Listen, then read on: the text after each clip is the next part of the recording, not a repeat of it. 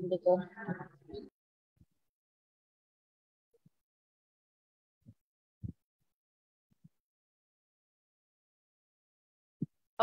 good afternoon, everyone, and welcome to Reimagining the Future of Mobility, Expanding Bicycle Availability in Communities, and Promoting Shared Mobility. Well, parang marami tayong kailangan matutunan today.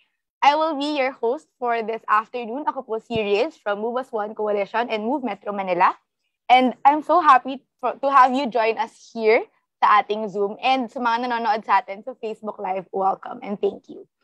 So, bago ang lahat, onting norms lang po. Sa mga nandito po sa Zoom, mag-rename lang po tayo ng ating mga sarili. So kung nasa laptop po kayo, pag nag-hover po kayo sa face nyo, wow, may lalabas na 3 dots. Click nyo lang po yun to see rename. Tapos please put your name, dash organization, and if you'd like, your pronouns that you use. A few norms lang po. We don't actually have a closed captioner today, but we can turn on the auto captions if you need it. Please turn off your mics if you won't be speaking. And if you can, keep your videos on para makita po namin ng magaganda yung mga mukha. If you'd like to interact with us while someone is speaking, ganyan, pwede po tayong mag-chat. Lalo na po kung magkaroon kayo ng question. May time naman po tayo to respond to questions later. And kung okay lang po sa inyo na i-record po natin tong meeting na to, pa-thumbs up na lang po. Recording in progress. Thank you, Zoom. Thank you. Okay, so, bago po tayo mag-start sa ating talk, gusto po natin malaman kung kamusta na ang bawat isa at kamusta ang state ng mobility ninyo ngayon na mataas ang presyo ng fuel at marami nang nagre-report to office at maraming mga pagbabago. So, we'll see what you have for that, kung ano yung magiging transport modes nyo. Pero para lang po alam nyo yung magiging pasada natin today, may opening remarks lang po tayo from Sir Aldrin from Manila Moves, discussion proper po with Sir Arnold from Tipaklong Sustainable Mobility, an open forum where you can ask your questions, and will be closed by Ate Karen from Bicycle Friendly Philippines. Okay, eto na talaga. So ano ang preferred mode of transportation nyo ngayon? So let's introduce ourselves in the chat. Lagyan niyo po yung nickname nyo, yung org nyo, and kung saan kayo galing. At kung ano yung preferred mode of transport nyo ngayon, na kung lumalabas kayo to go to work, or to school, or to run your errands, get your grocery, ganyan. Habang nagtatype po kayo, syempre mauna na ako lang, bilis naman mag-type ng mga tao dito. Ako po ay from series po, from Move as One. Nandito po ako ngayon sa QC, at ang preferred mode of transport ko po ay paglalakad talaga. Kaso, hindi ganun ka-walkable yung lugar namin. So, ang next ko ay jeep. Pero ang real na nangyayari, usually bus or train. Kasi ang onti na lang ng jeep na bumabiyahe sa amin. Mag-read tayo ng ibang responses from the chat. Okay. So, ayan, we see Ken from Kanaman, Camarines Sur. Sana tama yung pagsabi ko, di ba? Ken is from Camsur, and his preferred mode of transport is walking and cycling. Wow, we love it. Ngayon, ito naman po si Kat from Mandaluyong. Cycling din ang preferred mode of transport niya. We love it. We love our cycling commuters and our cycling community. Ayan. Si Sir Aldrin from Pasig. Bike din. Ito po si Miss Haya from Albay. Wow! Ang preferred mode of transport niya daw ay being beautiful. Hangat lang na transport ka ng pagiging beautiful. Pero yan, sabi niya ay walking, cycling, and public transport. Si Miss Karen po from Antipolo, biking din. Dami nating cyclists here. Ito po si Boom from QC, walking and cycling. Ang dami talaga nilang cyclist. Ako rin soon. Hindi lang ako. Not there yet yung skill ko to commute with it, but we'll get there. Okay. So, thank you po sa mga nagpakilala. Ay, ito pa. Si Gino from Laguna, walking, cycling, and jeep. Yes, we love it. Ang ganda talaga ng multimodal transport. Sa mga nagko-comment po sa Facebook, salamat din sa pag-comment. At thank you again for joining us this afternoon. Okay, so without further ado, I'll call on Sir Aldrin Pelicano from Manila Moves for a short opening remarks. Thank you, Riz. in behalf of all the member organizations and individuals, all citizens and advocates alike comprising the Move As One Coalition, I welcome everyone to this afternoon's webinar, Reimagining the Future of Mobility, Expanding Bicycle Availability in Communities and Promoting Shared Mobility. Wow, that's really a mouthful, but I think we're looking forward to much learning this afternoon. And the coalition is really grateful to have our resource speaker, Mr. Arnold Buffy, founder and president of the Tipaklong Sustainable Mobility Corporation. We are all excited to listen to Arnold share their experiences in making cycling accessible to working class Filipinos through shared partnerships with local community entrepreneurs. So definitely there's so much to learn and take away from Arnold's sharing. And again, thank you to everyone who is watching now and who will watch the recording of this webinar later. Arnold, the floor is yours. Wow, thank you, Kuya Aldrin, for that wonderful introduction. Parang pati ako na-excite na ako sa isi-share ni Sir Arnold. So, di ko na rin patatagalin to discuss with us ang reimagining the future of mobility. I-welcome ko po the founder and president of Tipaklong Sustainable Mobility Corporation. He has previous extensive experience in microfinance, and together with Tipaklong, he makes cycling accessible to working class Filipinos through their loaning system and partnerships with local community entrepreneurs. Ang hangad niya at ng Tipaklong, ang kalayaang gumalaw para sa bawat Pilipino. Please join me in welcoming with virtual applause, Sir Arnold. Thank you, Riz. Can I start to share the screen now? Yes, sir. Okay, let's see.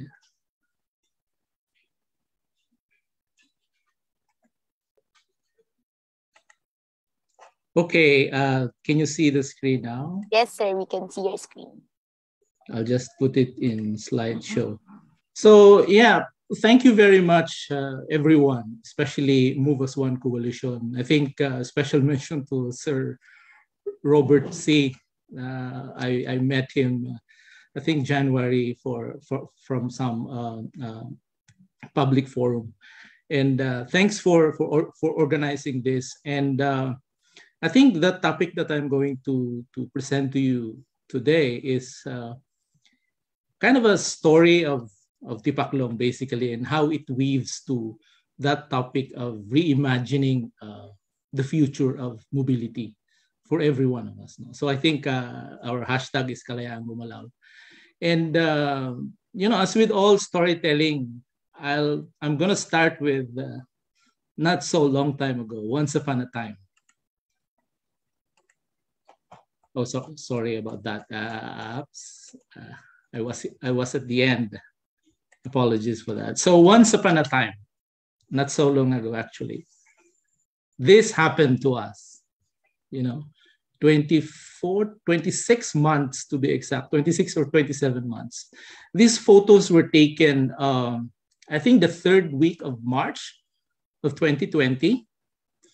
So if you can see, empty streets in Manila, like Mall of Asia, Ayala Avenue, etc. Looking back and,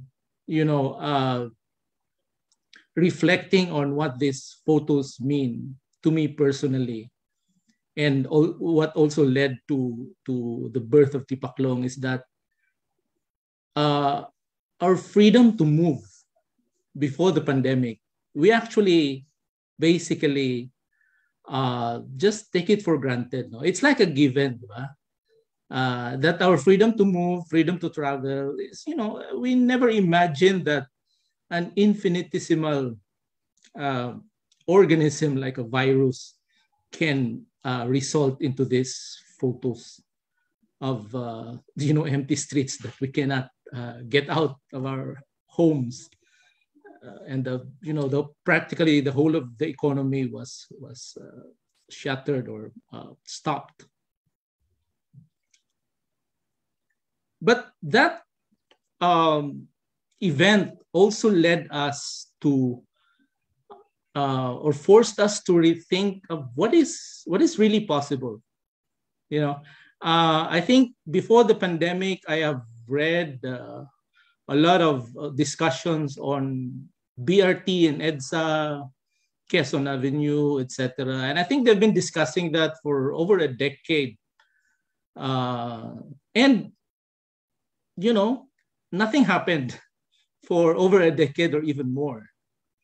But just in a span of less than a year, the EDSA carousel happened. You know, it's starting from very crude way of doing it. And I think it improved quite a bit.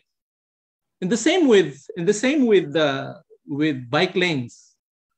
I remember that, you know, I think there was some initiatives to do bike lanes before the pandemic. I think there was a project in Marikina to do bike lanes with the World Bank, and even some maybe pilot in EDSA. But for decades, or more than a decade, nothing was happening. And during the pandemic, in the span of, I'm not sure if 12 months or 18 months, with the initiatives of the government, the civil society organizations, all of the stakeholders, they were able to build 500 kilometers of bike lanes. And on a global scale, for example, I just have this trivia to the audience that I'm reading this book by Scott Galloway, and it says it took Apple 42 years to reach 1 trillion in value and 20 weeks to accelerate from 1 trillion to 2 trillion. So you can just imagine what COVID did to us. It's like, I'm going to quote this very famous quote from Vladimir Lenin, is that nothing can happen for decades, and then decades can happen in weeks. So I think that's, you know, that's what happened to us. And in terms of active transport, you know, nobody thought that we can build 500 kilometers of bike lane. And it also taught us that we can utilize our space and public assets better than what we do now. This is I like this picture. You know, maybe I'll wait for the picture with all the cars first. Indulge me on this. So I think that first picture is, you know, 177 cars, and these are people without the cars, and in bikes, on 3 buses, and on 1 light train. And I mean, with all those, seriously rethink of what is normal. What is normal? So I think before the price of oil was this high, now this kind of normal is slowly creeping up on us, and hopefully that this is not the normal that we want to have. And so I think collectively, you know, this topic is tickling our imagination. What could be a better normal for us in terms of mobility in the city? No, and let me, you know, show you a possible alternate future than this one that you can see in the presentation. And that alternative future is characterized by this acronym ACES, you know, active, connected, electrified, and shared. Active, I think last Tuesday when the Bikeonomics was presented, we had a reactor, Sir Mike from the SWS.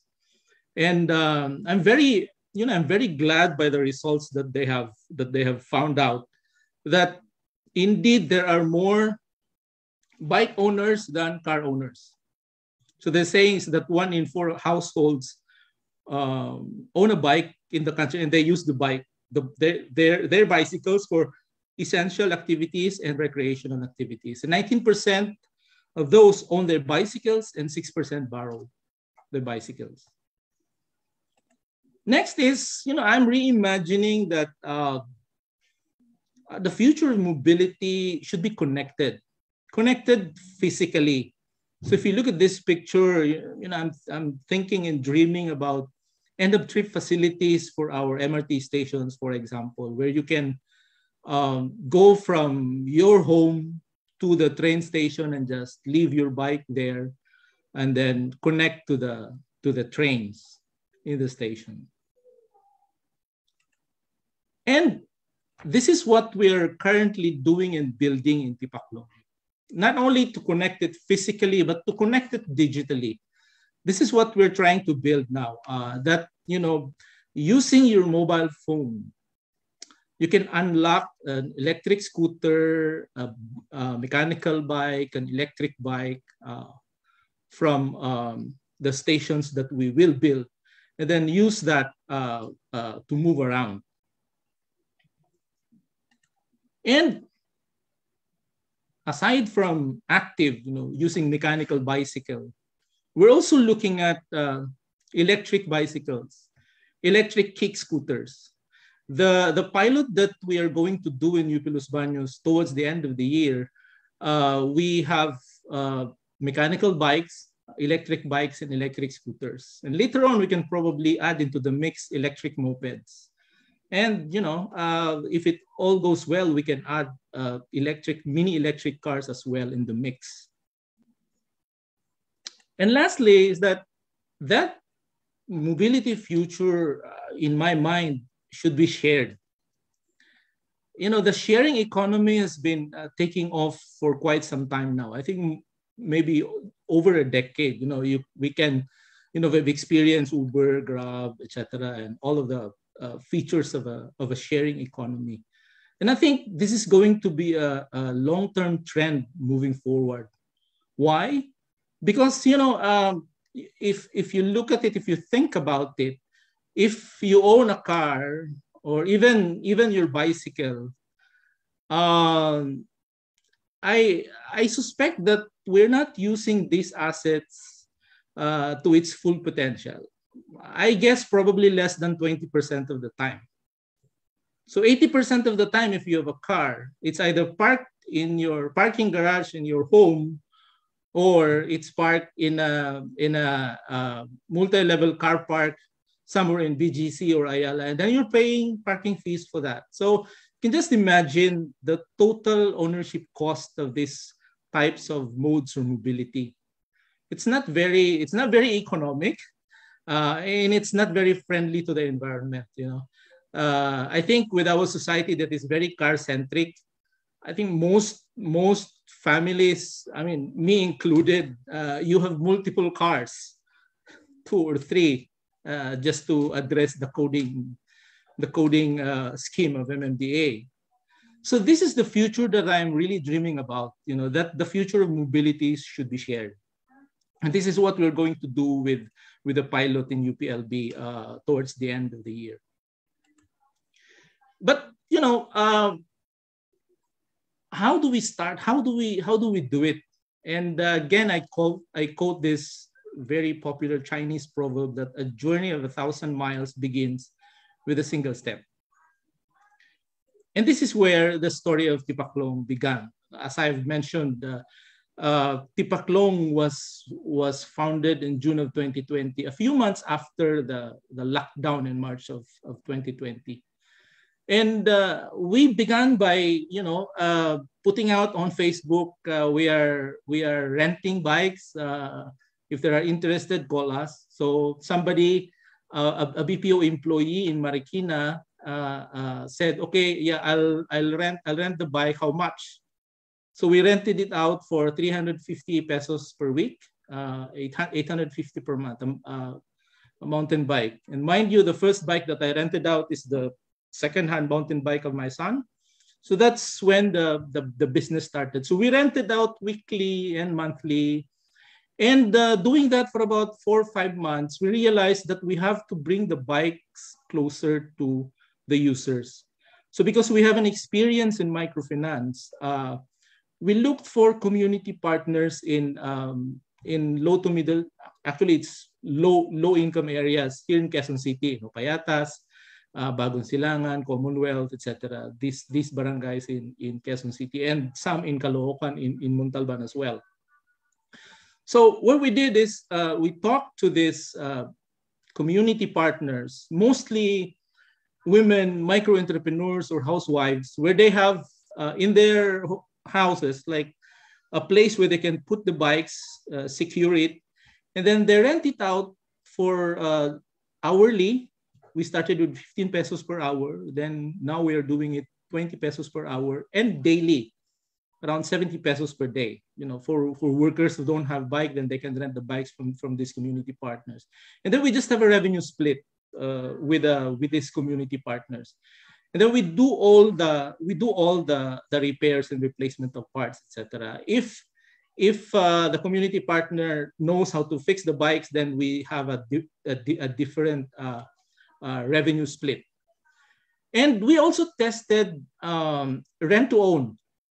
So the initial fleet of bikes that we have are refurbished Japanese bikes that are imported. Then bumili lang ako from Valenzuela, yung mga nag-i-import, and then we refurbished it. So even the refurbished bikes, we were able to test some customers for it to be, rent to own, hulugan. And we started with this fleet. It's still the number of fleet that we have, 230 plus bikes, 24 electric scooters, and in November we have 8 community partners. And because of the January Omicron surge, our community partners are now only 2, but then we are again starting to build the number of community partners that we can reach out to, and then have this community rentals. And then, as an entrepreneur, I'm very interested in terms of the number of trips, for example, to make this a very good business proposition. And then we've tracked the monthly trip volumes, and then we see that during the time that the economy is opened up, so the number of trip increases, and then if you have the surges like Omicron and then the Delta last year, it nosedives. So it is part of the testing phase that we are doing. But we are seeing that it is a potential sustainable business moving forward, and also a potential job generator to the community. They're not going to earn a lot, but it's going to help them, especially those who don't have capital to start their own business, but they have the space, and then they can rent out the bikes to community members that are near their house. And this is just a testimonial of our first community partner in Montalban, Rizal. So we gave them I think 10 or 15 bikes, and then if you can look at the bikes, it's just a mishmash of Japanese bikes that were refurbished, and then we let them use. And then moving forward, how do we want to expand this business that we have started? So right now, as I've mentioned, we are expanding, looking for community partners again in areas in Quezon City, Caloocan, Marikina, San Mateo, and then we, as a microfinance company, we have expanded in Antipolo, so we're looking at that area as well. So this is how we are starting. And moving forward as well, we would like to collaborate with non-government organizations and civil society organizations that are active in urban settlements. so that the vetting process for the community partners, that these organizations can help us vet the community partners that we will do business with. And later on, we would like to work with the local government units and non-government organizations. That's our kind of a go-to-market strategy for our community partners. Secondly, is that we are going to expand, a business-to-business market development, and we are starting with a pilot in UP Los Baños. We have had discussions with them since October of last year.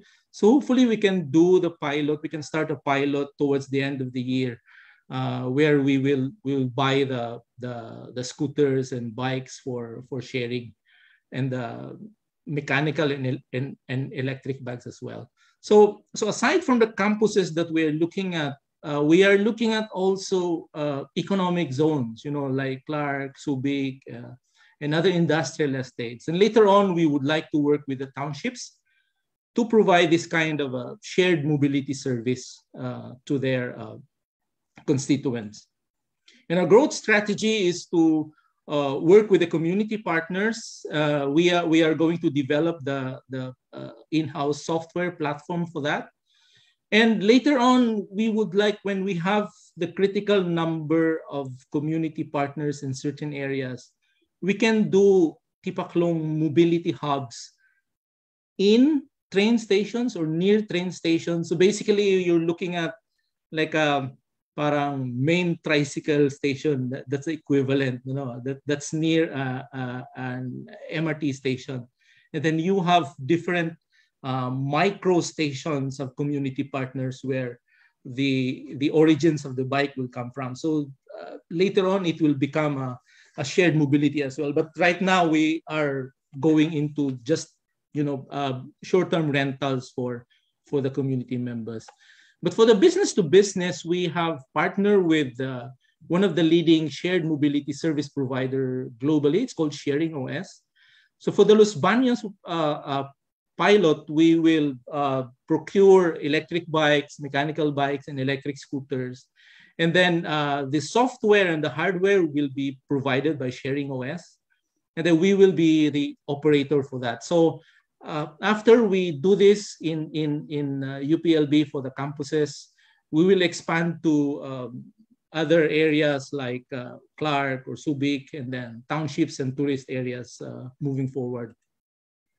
And this is eventually what we want to build, an affordable, environmentally friendly, socially distanced means of mobility that addresses the traditional pain points that we have, like unpredictable traffic, congested, expensive commute, especially now with the gas prices skyrocketing and through the roof, the long waits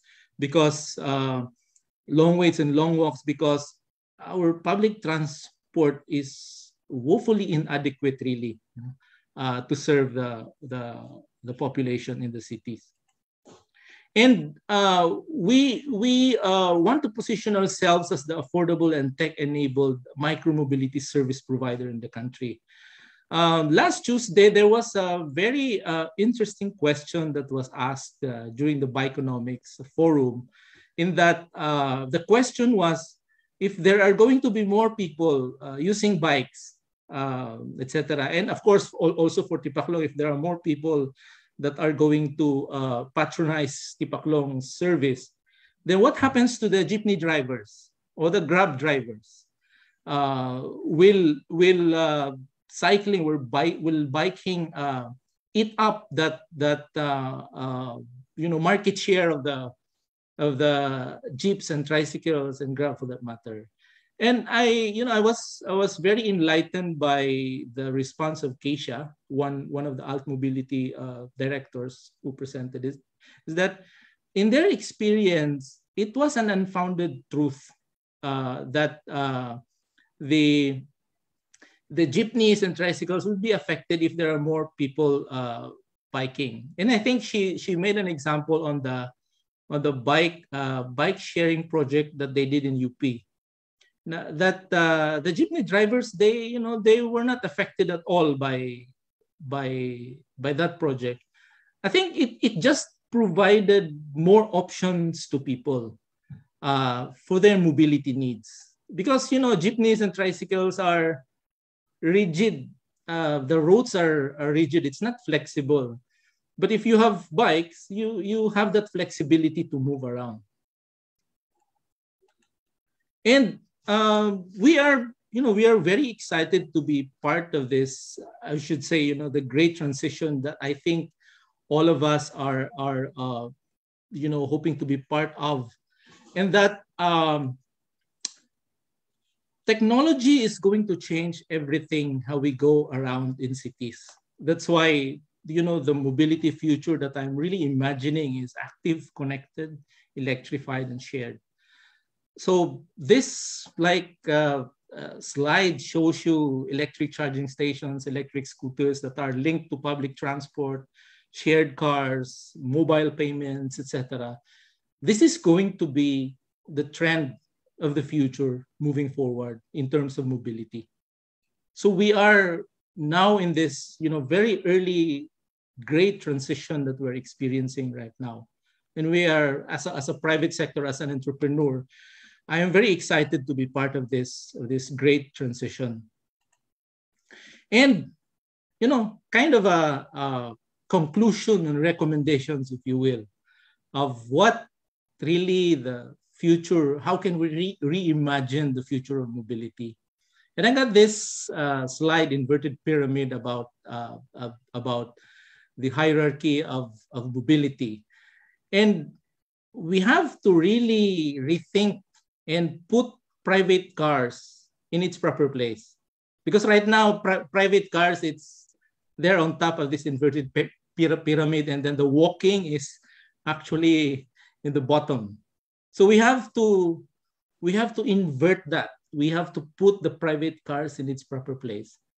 So we have to put walking and pedestrians at the center of what we do, whether we are an LGU, civil society organization, or private sector like us, or businesses, small businesses. How can you encourage more patrons that are walking from their homes to your store, or cycling from their homes to your store? That should be the first. Second is, that is what we are doing right now. We are promoting active transport, including cycling.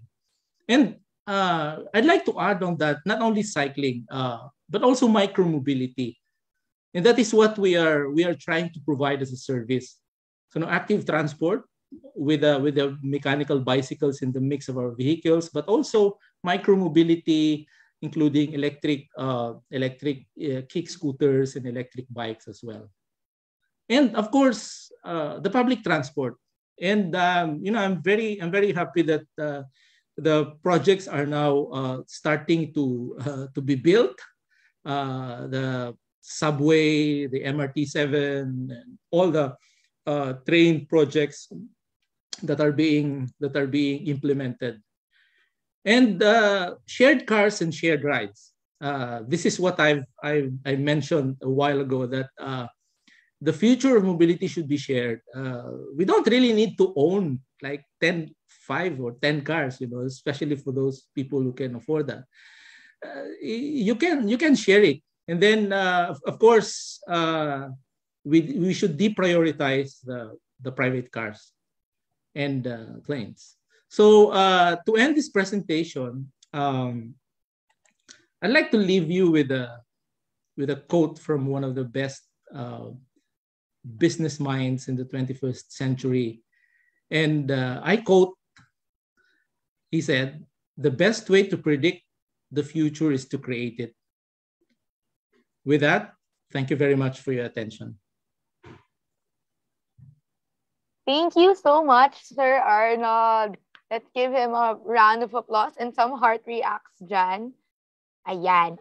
Ang dami ko natutunan sa presentation na yun, lalo na kasi may mga new updates. I love it.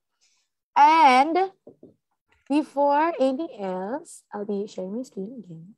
So yung mga nag-PPM po ng mga questions, keep them coming. We will be going into Q&A in a while. All right. Okay, yan. Thank you, Sir Arnold, for that very enlightening and encouraging story kung paano kayo nakarating dito sa ginagawa niyong shared mobility programs in Tipaklong. I especially like na sa schools niyo po gustong mag-pilot. Kasi I remember from nung panahon na sa school pa rin ako as a student, ang hirap maglakad papunta from one class to another. At laging, ang problema mo ay kailangan mo tumakbo kasi magsa-start na yung next class mo, malayo ka pa. I think biking would have, parang kung meron lang sanang biking, shared biking facility noon, baka hindi ko na kailangan mag-marathon papunta sa next class ko. And another thing I like is that you tap local community and especially that you reach out to women entrepreneurs. Kasi sa paaralan dati, nung nagtuturo ako, nung nag-start din yung pandemic, tulad nga po ng kwento nyo kanina, talagang na-realize na lahat ng tao na grabe, iba pala talaga yung privilege natin nung mas malaya tayong makagalaw, maraming options. Nung nawala yun, sa school community kung saan ako nagtuturo sa public school, may ina-assign lang silang isang tao na siya yung taga-bike. Siya yung siya yung tita na representative ng purok nila. Tapos siya yung magpipick up ng modules sa school, tapos babalik kasi medyo malayo, mahirap pumunta dun sa school. So, this is the kind of future we want and we've been seeing a lot of positive responses sa chat. Maraming salamat, Sir Arnold. So, let's go into the open forum. So, lahat po ng mga may tanong, whether you're here on Zoom with us or here on Facebook Live, pwede po kayong mag-chat or mag-send ng questions sa atin. Okay. Ayan. Okay, I'll read, the question sent to me. Ayan. May nagtatanong, kung tumatanggap daw po ba ang Tipaklong ng bike donations for the work that you do, Sir Arnold? We have not done that yet. Let me think about it. Kasi kailangan i-match namin on the needs. But if it's a donation, then probably what we can do is maybe we can partner with a certain community. Then we can do the technology part and the maintenance and operation of that. But we haven't done that yet. We haven't even thought of that yet. If you can realize what we are doing is really on the business side of doing things. So we are pilot testing this, like 24 months of doing a product market fit, if you will. So basically, Tipaklong is a startup, and then we are testing whether a business model makes sense. Because I think the only way that we can scale this up if this business model makes money. Otherwise, if it's like, because I think that was what the experience of the UP Bike Share encountered, that project. I think the financial viability was a bit challenging. So if the financial viability of these kinds of activities is not sustainable, then it cannot scale up. The only way that you can scale this up is if the business idea makes sense. See, so that's but we are not closing that segment. For example, that if there are people who wants to donate, maybe we can create some kind of a ecosystem where we can expand the availability of bikes. Because the problem with bikes is if you can donate, it's easy, right? But then how do you maintain that? How do you make it operationally viable, etc.? Because it is a moving it's a mechanical contraption, so you need to maintain, etc. So it has to be well thought of. I hope I answered the question. I think so, sir. Parang nag-yes na yung person na nagtanong. Nag-chat lang kasi kami via private message. Okay. That was very interesting, sir, that you raised na because of the financial viability needed for a startup and because biking, parang, I think medyo personal. Tsaka, kailangan responsive yung the bike that you'll purchase and the bike that you'll be sharing within a community to what they need, no? Tama po, sir. So, it's interesting to see also, sir, that you cited the UP Bike Share program before. I remember just encountering and seeing it on the side but never really taking part of it. Ang mas madalas ko pong na-encounter ay yung mga nasa business centers in Makati, BGC, ganyan. Pero medyo heavy yung bikes. So, yun nga po, parang to me, hindi siya very responsive kasi nahirapan po ako sa mabigat na bike. Ganyan. So, may isa pong question here, sir, about ano naman po, the communities that you work with, how do you select which ones to partner with and what kind of interventions do you do to build their capacity? I think you mentioned earlier, sir, that about the profit sharing, pero not a lot about how they're capacitated to run the program in their communities. So, yun po. I think two-part question po. How do you select the communities and how do you help capacitate them to run the program? Yun po. Yeah, thanks for that. So I think because we are in this kind of a testing phase, so basically how we are doing it is for our microfinance sister company, we have account officers that go around these communities. So we just came up with like a profile of who potential community partners will be. So basically, women, housewives that have like in their house, maybe a garage that is unused where, they can put and secure the bikes. So that's how we are marketing it. And it's still a crude way of doing it. That's why we wanted to partner with organizations that have urban settlements strength, so that we can scale up how we vet the community partners, because of course we have that criteria, and our experience in microfinance helps us to assess whether that community partner is reliable or not. And then, our revenue split, we started with 70% goes to us, 30% goes to them. And in terms of capacity building, there's not really much capacity building that you can teach them. It's just that they have to rent it out to members of the community that they start with those that they know. Because if they don't know, we have instances of theft and everything. So we have to be very careful, and we have to be very mindful about how we are going to manage those kinds of risks. So right now we are currently improving the systems, the processes that we are doing to address those issues.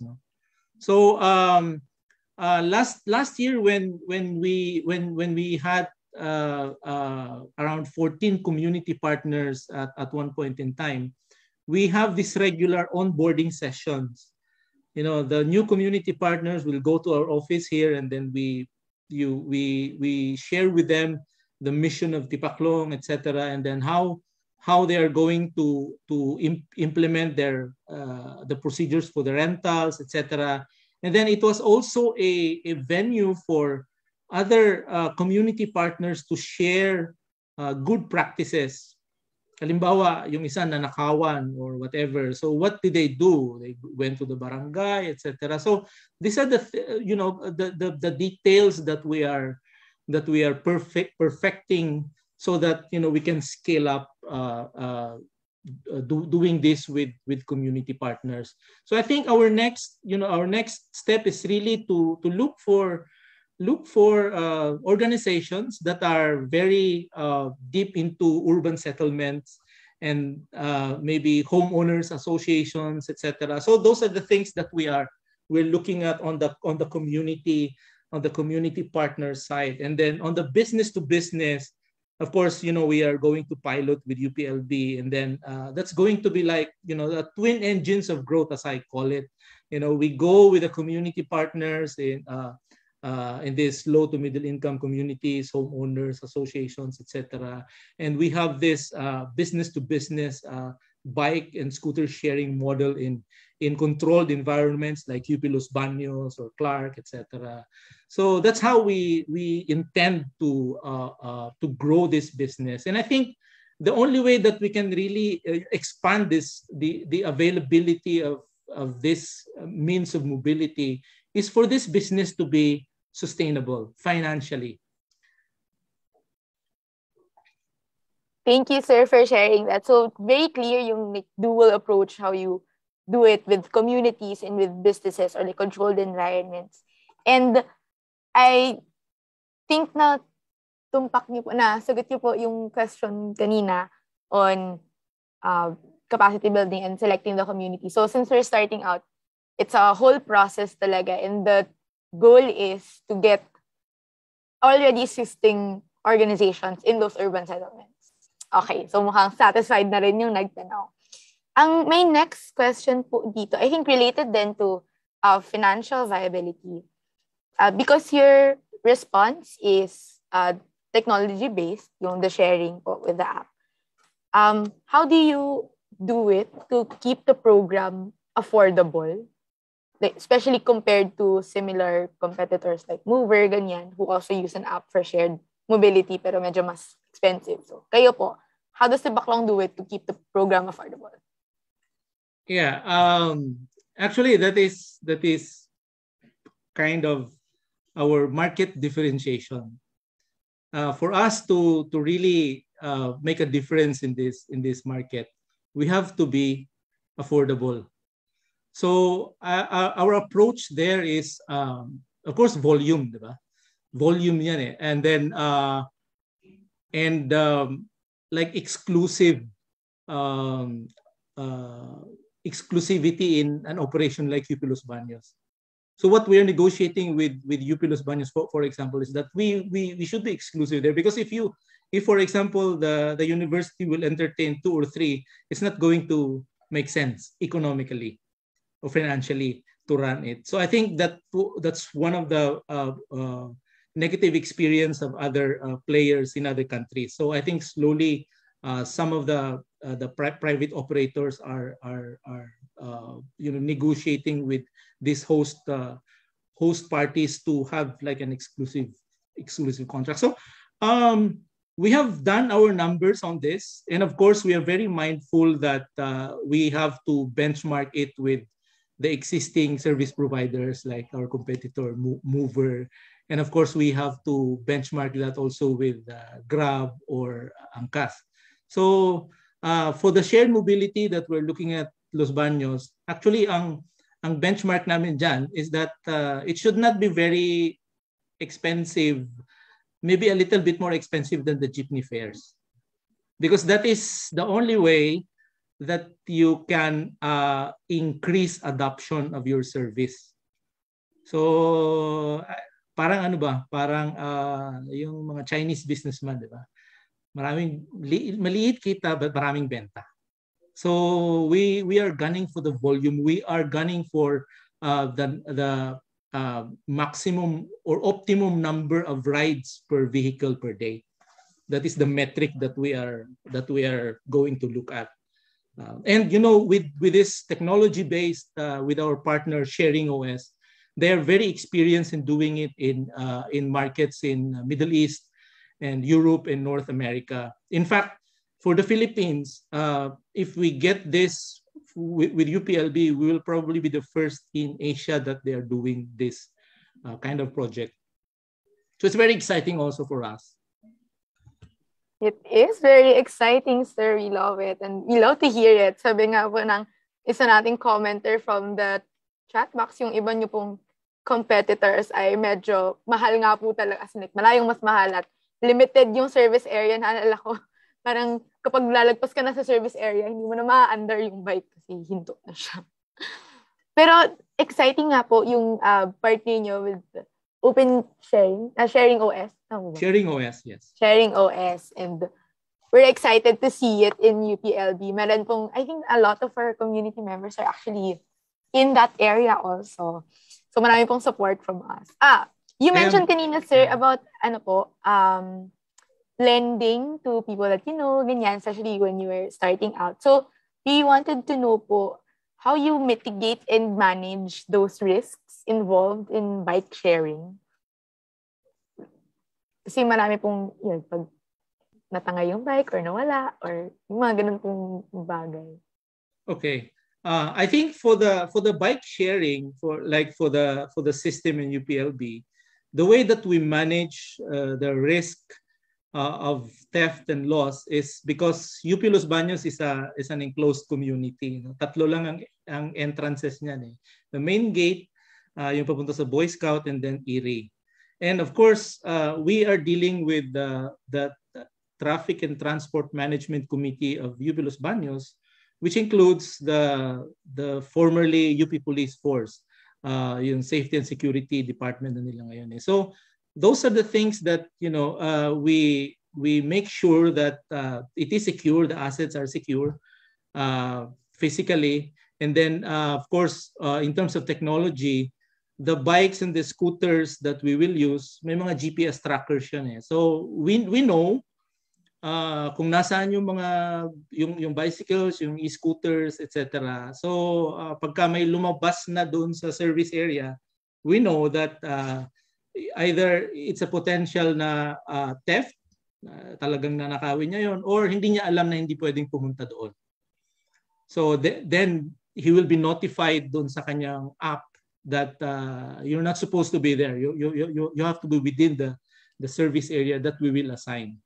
On the community part, on the community partners, what we intend to do also is to put technology, the locks that we will put. Actually, I can probably show you the sample that we're going to use for the community partners. Hold on a sec. If I can just get this out of this box. This is what we're going to do with the bikes, with the community partners. Now, we will buy bike sharing quality bikes, and then we will put it with this kind of contraption. If you can see this, you can lock it. You can lock it yung wheel niya sa likod, and then there is a QR code here. Parang katulad nung sa mover, di ba?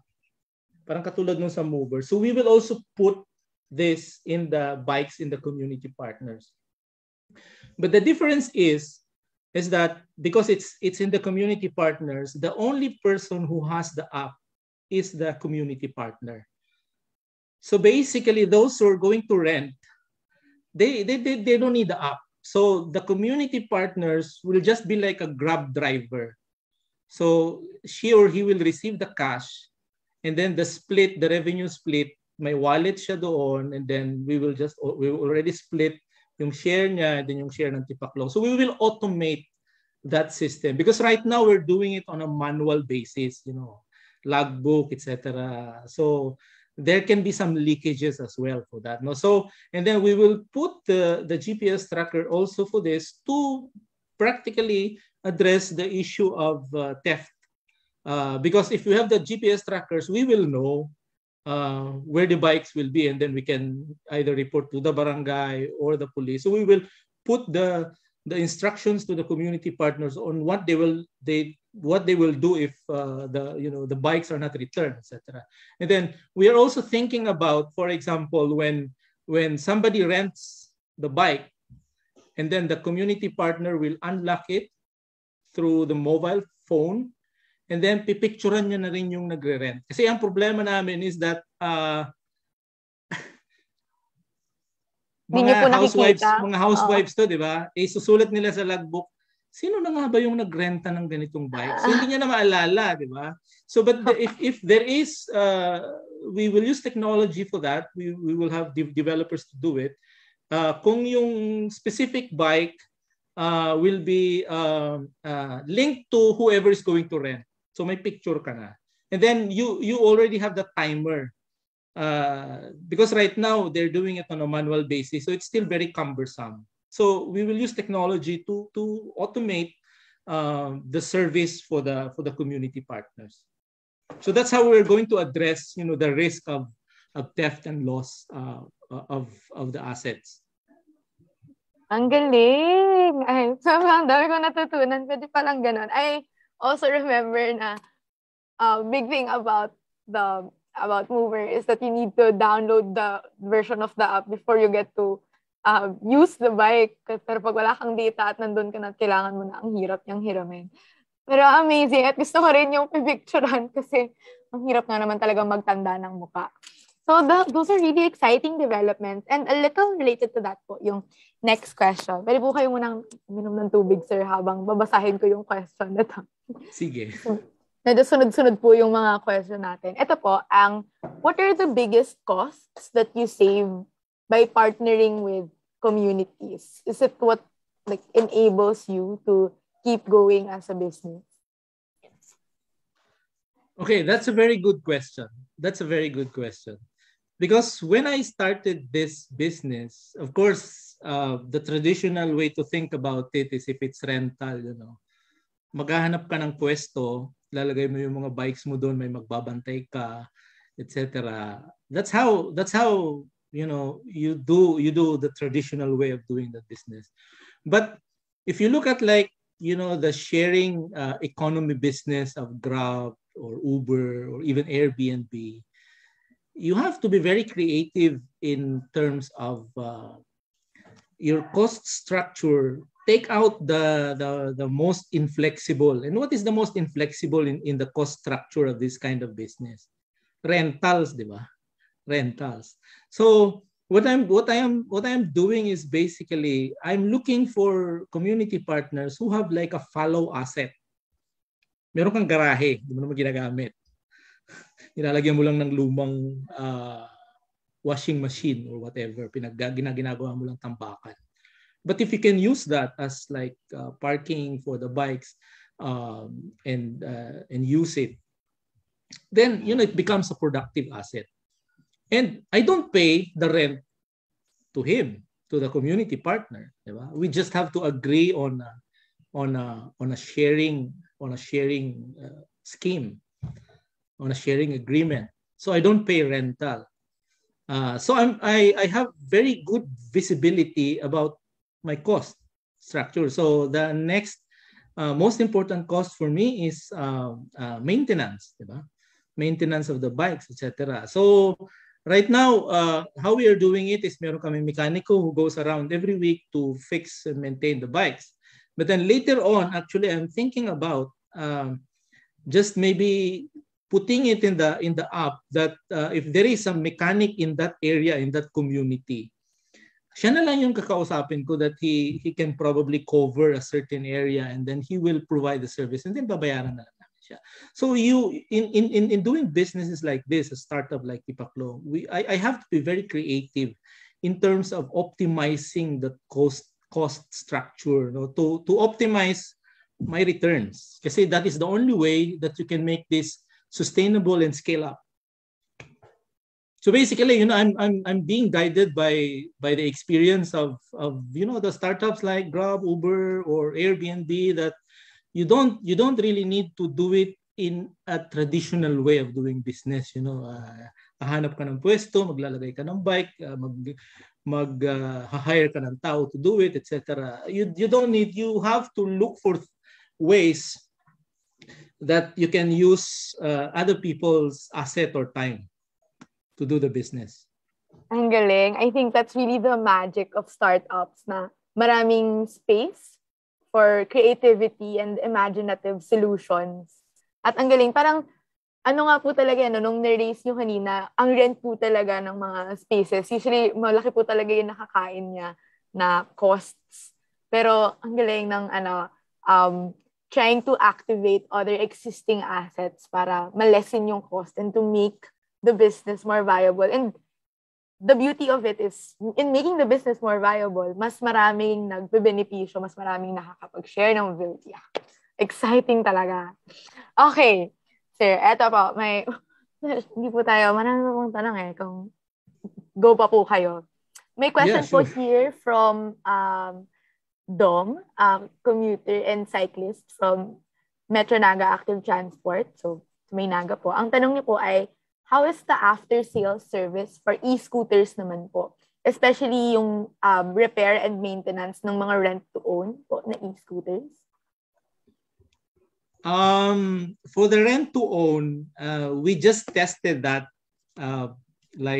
business model. But right now, we are discontinuing it now. Kasi dahil sa binanggit ni Dom, no, yung after-sales service. Although some startups in Europe are doing it just that, yung a subscription. So they can service it either kung may problema pupuntahan mo and then or papalitan mo. Right now ang after sales service namin is not on the rent to own, but for those who are renting from us on a monthly basis. May mga nagre-renta na kami na every month nagre-renew lang siya. So parang subscription. So kung may problema siya, kung may problema yung scooters niya, ite-text lang, itatawag lang sa amin. Then we will go to them, fix it, or we replace it with a working unit and then take it back to our warehouse and repair it. So later on, yung sa aming online rental, weekly, monthly, that's how we do the after sales. Kasi kailangan halagaan mo sila na na magagamit niya yung scooter niya. For example, sa isang buwan kailangan ang downtime mo 2 or 3 days lang, magre-respond na kami. We go there and repair. That's what we're currently doing right now. But for the rent to own, medyo tinigil muna namin ng konti kasi if we have more resources, then we can easily add that as another service or product line with Tipaklong. We've tested that in the past. So siguro naka-3 kami na rent to own ng electric scooter. So we are testing it, and then we're getting feedback, and then we continually iterate, then improve the process that we have. Yes, we love learning talaga, and as we go along and iterating what's needed and like reallocating our focus on what's viable and yung kaya nating ipagpatuloy. I think it's a very it's a very innovative thing. I don't know kung may hindi ako very familiar kung maraming ibang rent to own ng mga bagay-bagay na like mobility mobility devices here in the Philippines, at least anywhere near me, parang wala naman masyado. So, ayun, I think malaking barrier din po kasi yun. Pero I remember na nabanggit niyo po na maraming regular, everyday workers na humihiram ng bike and eventually gusto rin nilang i-own kaso di nila afford to purchase it for themselves. So, these are models that would be great once we, as the business expands and grows. May question po dito na not sure how you'll take it, sir, Chaka. Pero it's about how did the oil crisis affect your operations? Did the demand increase or wala naman po masyadong pagbabago? Right now we can't see yet yung impact kasi after that Omicron surge, medyo nabawasan yung community partners namin. So we're still just starting to rebuild the number of community partners. So hindi pa namin nakikita yung effect. But I think intuitively, I guess kung mas marami kami uling mapuntahan community partners, mas marami rin siguro magrerenta. Ang ko lang actually ang nakita namin na may impact kasi most of the customers that we have are like students between 10 to 21 years old. alam niyo kung ano naka-apekto sa amin in terms of the volume when the economy opened up. Nung nagbukas yung mga computer shops, kung iisipin mo, hindi yun ang competitor namin or whatever, but apparently it's an alternative for the students eh. Nung time kasi na mga sarado yung mga yon, wala sila ibang magawa kundi mag-bike and do physical activity, di ba? Nung nag-open na yung mga computer shops, nabawasan talaga yung aming volume. So I think we have to be very observant of how these events affect our business, no? Wow, ako din, nagulat ako na, akalain mo pwede malang competitor ang computer shop. Pero that's surprising. Pero I think marami pa rin pong magiging openings for the demand to increase. Especially kasi hindi pa naman, sa ngayon po, ang nagre-return pa lang to their workplaces ay mga nagkatrabaho at hindi pa nga po bumabalik sa school ang mga estudyante. And I think having the option to rent a bike to go to school is a powerful thing that they would like to really try. May question po dito about partnering with the government. Have you explored po trying to have your programs funded by the government so that there are more bikes to go around, better infrastructure, and make the cost even lower to encourage even more people to use active transport devices? We have not thought of that yet. If the government, like maybe the Department of Transport, I have heard in the past that they were contemplating on a bike sharing pilot, I think in some MRT stations along MRT3 or whatever. We can probably participate in that if they're going to bid it out. We can surely participate in that. We can partner with Sharing OS, then submit a tender to them. I think ang competitor lang naman talaga namin dito is Mover, no? So if they were going to bid it out, either ourselves, Tipaklong or Mover will do it. We are open to that, but I think, to me, if I can do this with businesses first, or government, if you take a look at it, we're working with UPLB. It's a public university. It's a public university, diba? I graduated from UP Los Baños, so that's why I'm very keen to do it in UP Los Baños.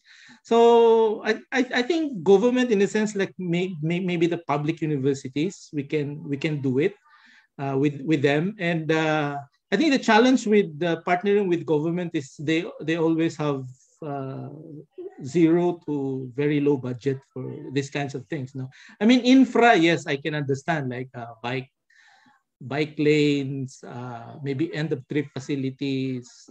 That's gonna be fine. We can probably partner with them if we can be the operator who owns the movable assets, the bikes, scooters, etc., and then they invest on the hard infra, like bike racks, bike lanes, end of trip facilities, etc. Because we cannot invest in those. The numbers wouldn't make sense for us unless we increase the fees for our service. So the reason that we can do very competitive pricing, for example, in our proposed UPLB pilot, is that we're not going to invest in the bike racks. And then of course the bike lanes, they will have to do it themselves.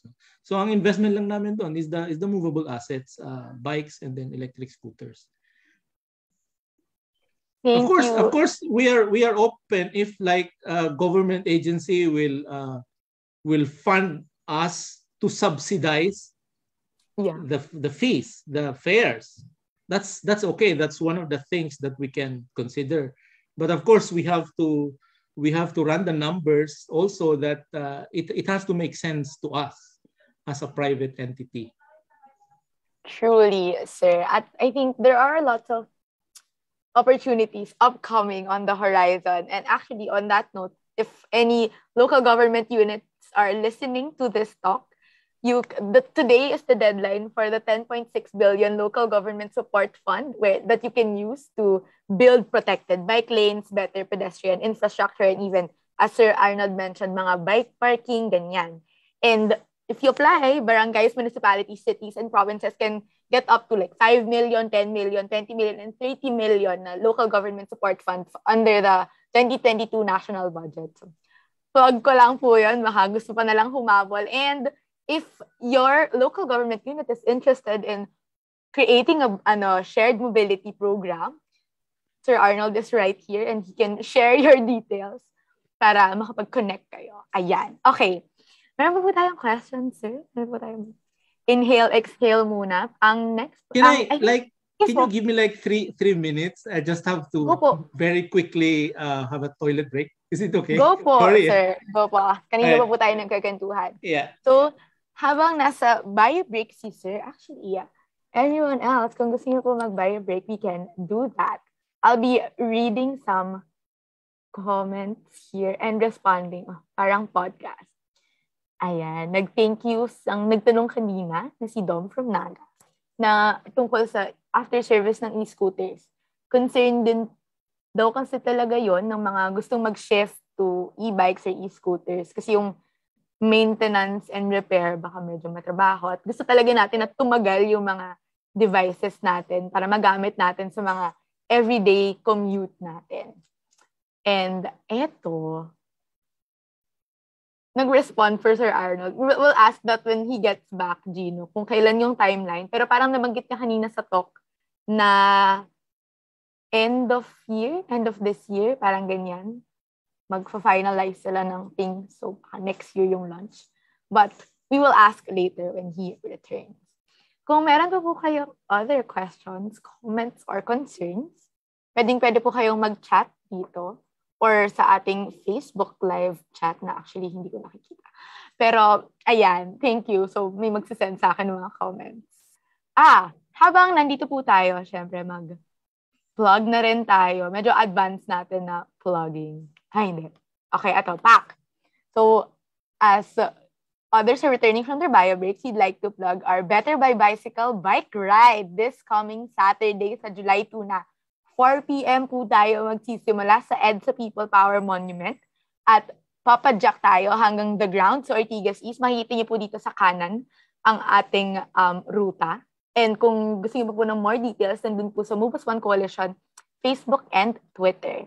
Open po ito for beginners and intermediate cyclists. Kailangan nyo lang kumain, magdala ng sariling tubig, mag-wear ng something comfortable, magdala ng mga mask. At kung meron kayong front and back blinkers, best yun dahil medyo padilim na ng mga ganong oras. Okay. So, hello, Sir Arnold, and welcome back. Yes, I'm back. Sorry about that. Ayan. Okay lang po. So, yung next question po, actually, if you'd like to take it, sir, yung question po sa chat ni Gino ay ano po yung timeline ng UPLB bike share? Dahil as a Laguna boy himself, very interested din po siya dito. Yeah, the timeline actually I responded to him in the chat, but the timeline we're looking at towards the end of the year, early next year. The negotiations and everything is taking a bit more time. And I think kung mag-open na kasi, I don't know, September, October for the universities. So that's probably then a few months after that we can already open. Kasi just to order the bikes and scooters will take us 3-4 months. With what's happening in Ukraine and Russia now, the supply chain is really very strained. So yeah, hopefully towards the end of the year or early next year, we are doing a lot of moving parts in that plan with UP Los Baños.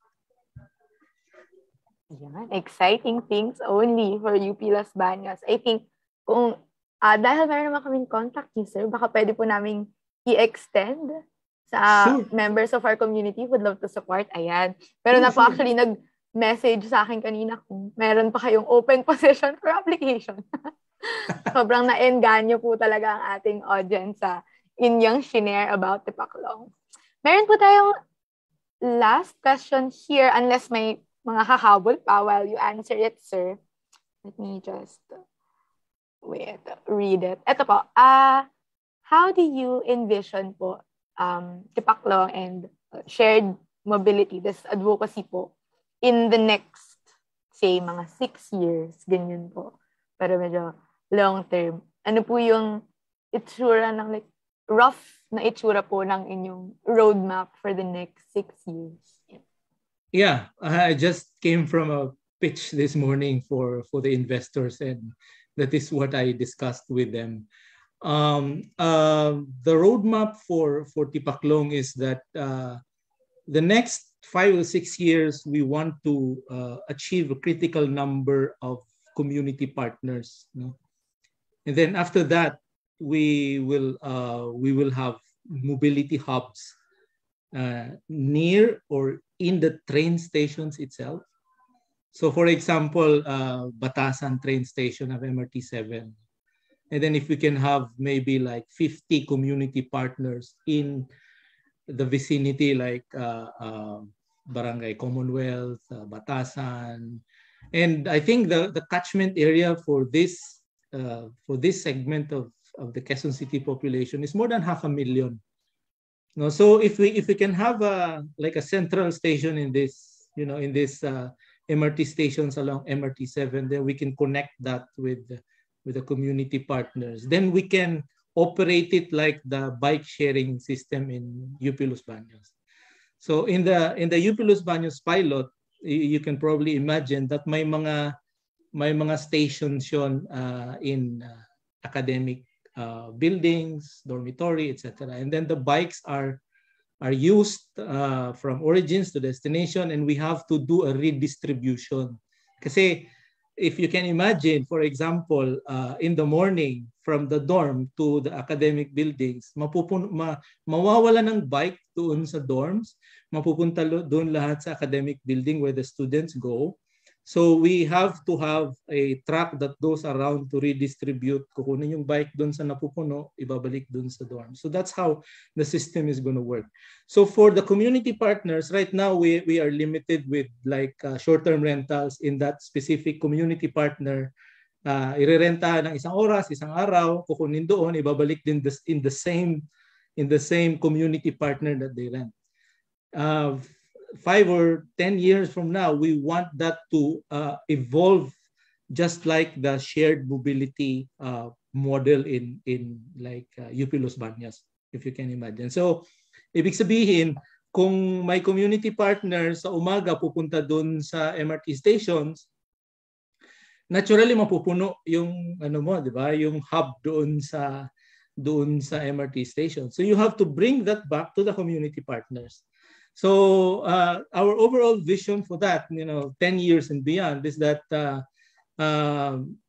parang may sharing ka na lang doon sa community partners in terms of the number of rides that they have from that community, because we can already monitor that with the technology that we will employ.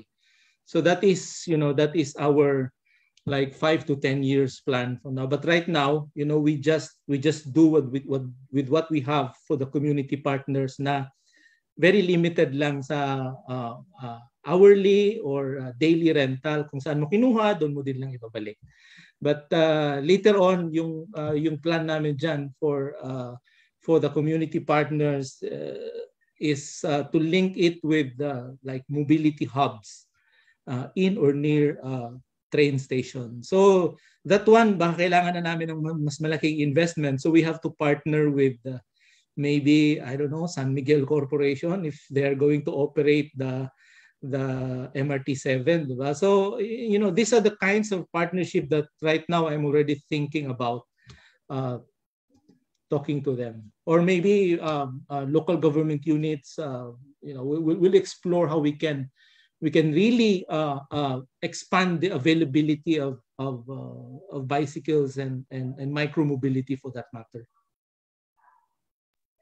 Yeah, thank you, sir. At sobrang nakakasabik talagang marinig yon. Bilang malapit po ako dyan sa mga binubuong bagong mga central hub at kung ano-ano, MRT 7, ganyan. Ang ganda po ng vision na pwedeng maging multimodal yung trip mo. Bike ka papuntang train, train ka ng malayo, tapos bike ka ulit. Diba?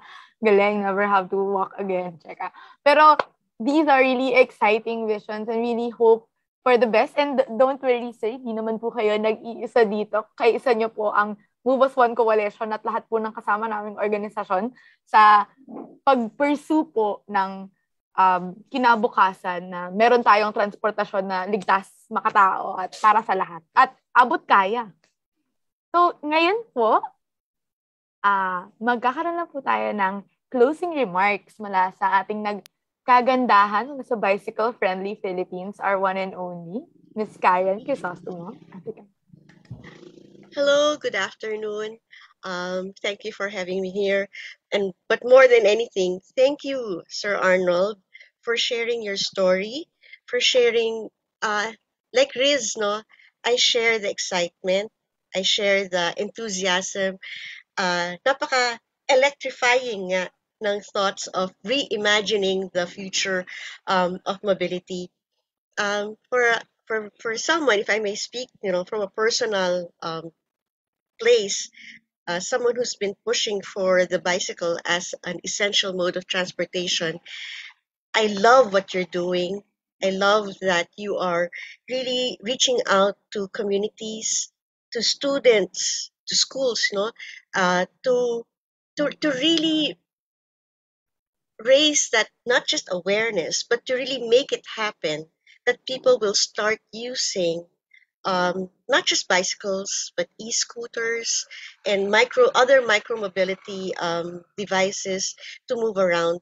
As you said, it's sad that the pandemic had to happen for the government to start moving, because true, prior to the pandemic, talagang there really was a need, and there were already policies that were pushing for this, but it had to be the pandemic to make things really move faster. Yung sinasabi nating the new normal, the better normal, sana that normal will forever be the normal of that we will really stop our dependence on cars or motorized transportation. I love also what you said about, your acronym ACES, active, connected, electrified, and napaka-electrifying talaga naman ng idea na to, and shared. To have it, to share, because it's something, community is really truly about sharing. No? And your Tipaklong, it addresses a lot of our mobility challenges. It addresses our air pollution, something that, yesterday I attended the climate change forum, and they were talking about the need to address pollution, and this is definitely a great answer to that. Traffic congestion, people keep saying that it's so congested, and yet sadly to say, they seem to focus on restricting bicycles versus restricting cars. So we need you. We need you to continue pushing. You said that you're a startup business, and that you said that there's room for growth, and that you have to really be creative, as well as keeping in mind affordability. I think that's something that Filipinos, because as you said, that it's making bicycles more accessible to the working class Filipino, and the working class Filipino really needs affordable transportation. So, again, no, ayoko nang patagalin kasi parang it's really truly something to look forward to. It again reignites hope, when we think about our future, the future of mobility, that it will be more or geared more towards active transport. And when we reimagine that future of mobility, tama po kayo when you ended with, we must really, have that paradigm shift, the shift from car centricity to that of active mobility. So again, once again, thank you so much, Sir Arnold, for sharing your story. Thank you to Move Us One for hosting this very wonderful webinar, because we all share that hope of reimagining the mobility to what we want it to be, which is healthier lifestyles, more sustainable communities. And again, also thank you to all the participants here for keeping this the discussion very lively through your questions. Once again, Sir Arnold, thank you and more power to you. More power to Move As One Coalition. Thank you. Welcome. Thanks Thank also you. for inviting me here. Thank you very much to Move Us One and Miss Karen. Yeah. Okay. Thank you, everyone. Thank you, Sir Arnold. Thank you, Miss Karen.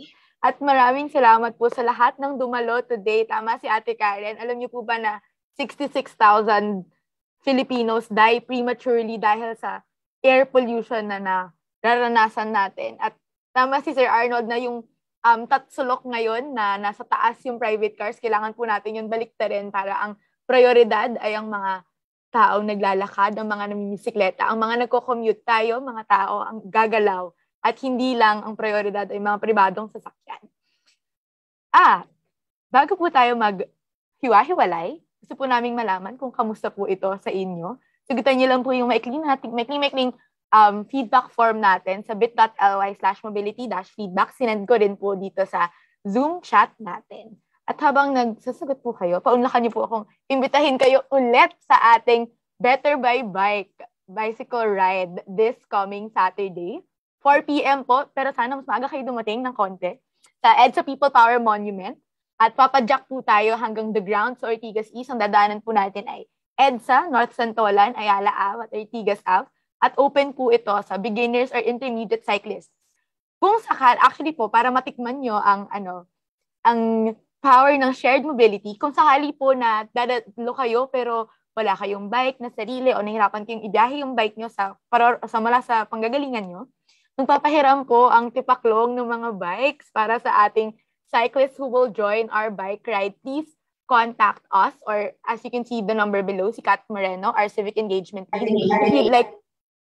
If you'd like to avail of those bikes for borrowing, for rent, para makasama kayo sa ating bike ride. And actually, kung medyo di pa kayo confident sa skills nyo sa biking, meron pa rin pong pagkakataon na matuto mag-bike dyan. Bilang ako, as a living testament, recently lang po ako natuto mag-bike at si Ate Karen po, aking naging teacher. So, pwede po lahat na sumali. Kailangan lang pong kumain, magdala ng sariling tubig, comfortable clothes, helmet, mga mask po. At kung meron po kayong front and back blinkers para po ligtas tayong pumadyak sa gabi. Diba? Exciting. Okay, huling mga reminders na lang po, kung tulad namin ay gusto nyo pong maging prioridad ang mga tao na we move people and not just cars, maaari nyo pong i-sign na aming petition against the Pasig River Expressway na magiging harmful po hindi lang sa mga pedestrian at commuters at cyclists, pero maging sa mga heritage sites, sa mga taong nakatira malapit sa Pasig River at yung environment mismo na maapektuhan nito.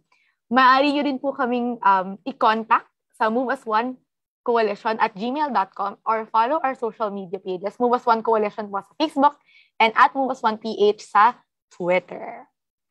Ayan, muli maraming salamat po at sasagot po tayo ng feedback form. Dito na po actually magtatapos ang ating live stream kasi magpipicture na lang po kami with the Zoom participants. So, thank you everyone. Pwede mo tayo goodbye to our live stream and our recording.